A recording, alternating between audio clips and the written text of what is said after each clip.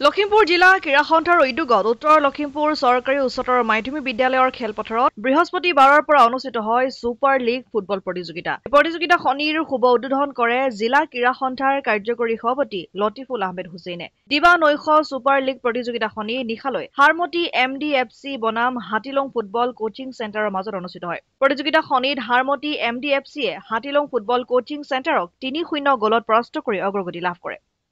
আমাৰ এটা প্ৰচেষ্টা লখিমপুৰ জিলা ক্ৰীড়া সন্থাৰ যে আমাৰ যিখিনি স্থানীয় ক্লাব যিখিনি খেলুৱৈ তেখেতসকলক আমি এটা প্লেটফৰ্ম দিয়া যে নৈশলোকত ফুটবল খেলাৰ আৰু সেই প্ৰয়াস আমি কৰি পেলাই এইবাৰ যিখন আমাৰ ছুপাৰ লীগ আয়োজন কৰিছোঁ, যিখন আমাৰ প্ৰতি বছৰ হৈ থাকে ছুপাৰ লীগ, এইবাৰ আমি এটা ব্যতিক্ৰম প্ৰচেষ্টা যে কৃত্ৰিম লাইটত আমি ছুপাৰ লীগ অনুষ্ঠিত কৰাৰ এটা প্ৰয়াস কৰিছিলোঁ আৰু সেয়া ফলপ্ৰসূ হৈছে।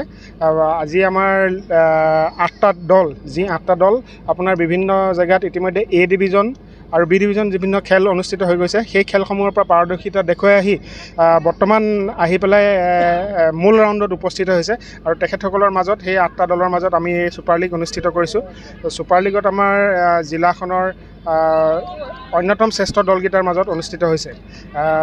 আমি আশা কৰিছোঁ যে এই খেলখন চূড়ান্ত পৰ্যায়লৈ যথেষ্ট দৰ্শকৰ সমাগম হ'ব, দৰ্শকে যথেষ্ট সহায় সাৰথি আমাক কৰিব আৰু এই প্ৰচেষ্টা অসমৰ খেল জগতত মানে এটা বিৰল বুলিয়ে ক'ব লাগিব। কাৰণ কৃত্ৰিম লাইটত, এনেই স্থায়ী লাইট নহয়, কৃত্ৰিম লাইটত যি আমাৰ মেৰামতি কৰি নিজে বনাই লোৱা হয়, তেনেকুৱা লাইটত এনেকুৱা এটা প্ৰচেষ্টা মানে ছুপাৰ লীগ পৰ্যায়ৰ খেলসমূহ অনুষ্ঠিত কৰিবলৈ চেষ্টা কৰাটো এটা আমাৰ নিচিনা ক্ৰীড়া সন্থাৰ কাৰণে যথেষ্ট প্ৰত্যাহ্বান।